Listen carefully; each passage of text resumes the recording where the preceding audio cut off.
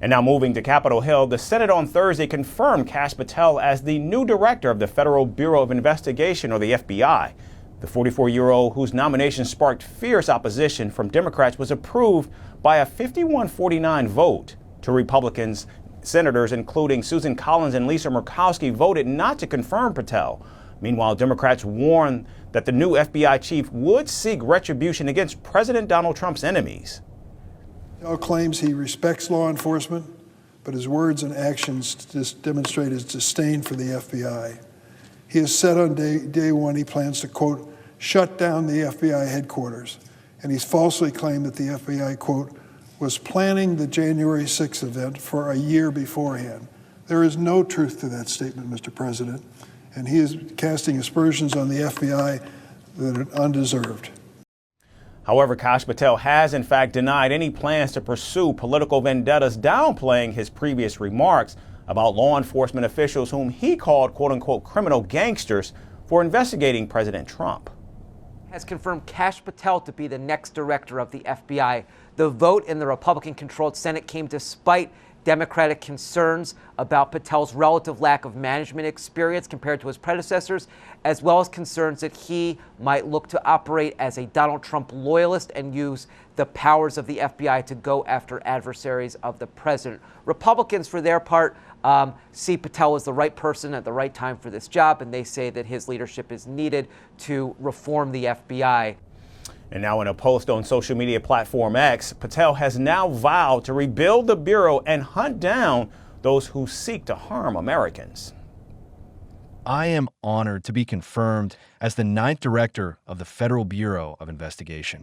The FBI has a storied legacy, from the G-Men to safeguarding our nation in the wake of 9/11.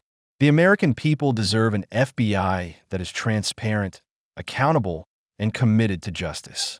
The politicization of our justice system has eroded public trust, but that ends today. My mission as director is clear. Let good cops be cops and rebuild trust in the FBI.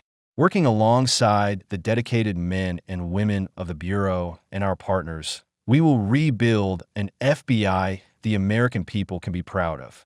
And to those who seek to harm Americans, consider this your warning.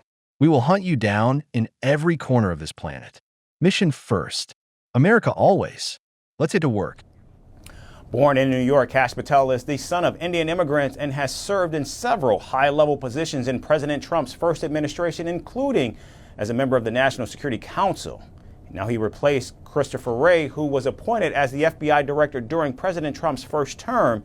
And even though Wray had 3 years left in his 10-year term, he resigned soon after Donald Trump won re-election due to his strained ties with the president. Kash Patel is inheriting an agency gripped by turmoil. For the past few weeks, since returning to the White House, President Trump has fired and demoted several FBI agents. In fact, some of these agents were involved in the cases where President Trump was prosecuted for seeking to overturn his 2020 election laws and mishandling classified documents.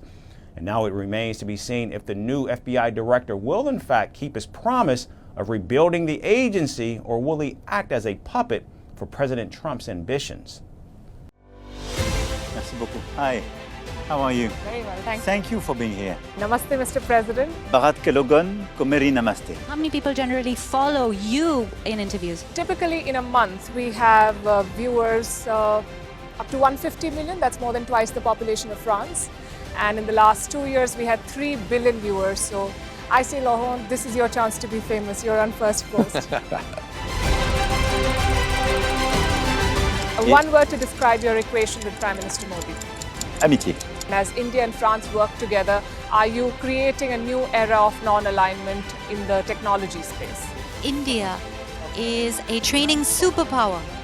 1 million engineers a year, more than all of Europe and the US combined. So we have that partnership. We have a partnership on the environment and the economy. We also have civilian nuclear programs, and that is something we've developed far beyond the France-India relationship. So we want to work together on AI. And then comes China with its DeepSeek, creating models at a fraction of the cost. Did that innovation take you by surprise? Did that breakthrough make you sit up and think, what did the Chinese do and how? But what did DeepSeek do? They took everything that was already available from the last AI model and then they recalibrated it. So are you going to ban Chinese AI in France? So we don't have this American approach of banning tech because of where it comes from.